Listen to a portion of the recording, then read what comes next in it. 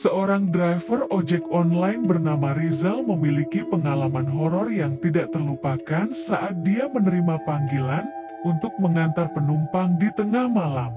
Suatu malam yang gelap dan hening, Rizal sedang menunggu di sudut jalan yang sepi untuk mendapatkan pelanggan. Tidak lama kemudian, ponselnya berdering dan dia menerima panggilan dari seorang wanita yang meminta dijemput di dekat sebuah pemakaman tua yang terpencil. Meskipun merasa agak tidak nyaman dengan permintaan tersebut, Rizal mengambil tawaran itu karena dia membutuhkan uang. Dia memutuskan untuk tidak terlalu memikirkan hal itu dan bergegas menuju lokasi yang ditentukan.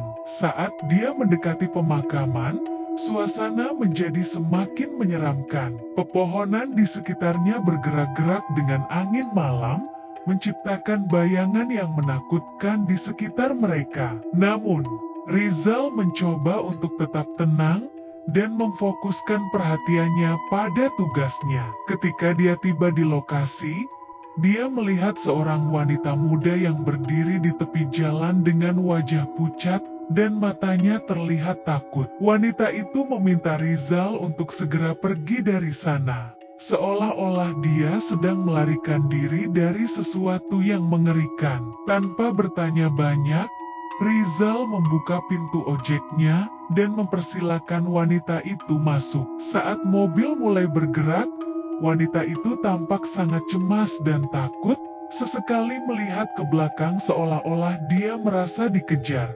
Saat perjalanan berlanjut, Rizal mencoba untuk menenangkan penumpangnya. Dia bertanya tentang keberadaannya di tempat yang terpencil dan apa yang membuatnya takut. Namun, wanita itu hanya diam, seolah-olah terlalu ketakutan untuk berbicara. Tiba-tiba, ketika mereka melewati suatu tikungan tajam, Rizal melihat sesosok bayangan hitam di tengah jalan. Dia refleks menginjak rem dengan keras untuk menghindari tabrakan, tetapi ketika dia menoleh kembali, bayangan itu sudah menghilang.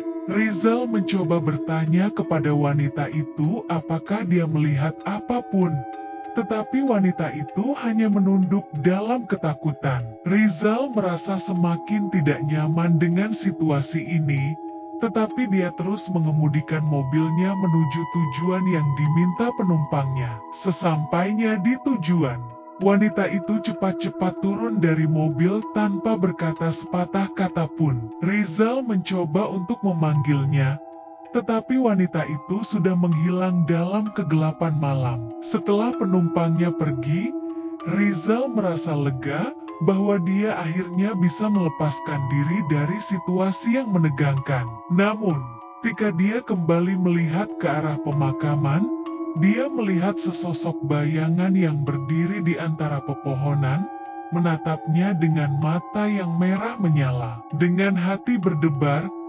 Rizal segera meninggalkan tempat itu dan bergegas pulang.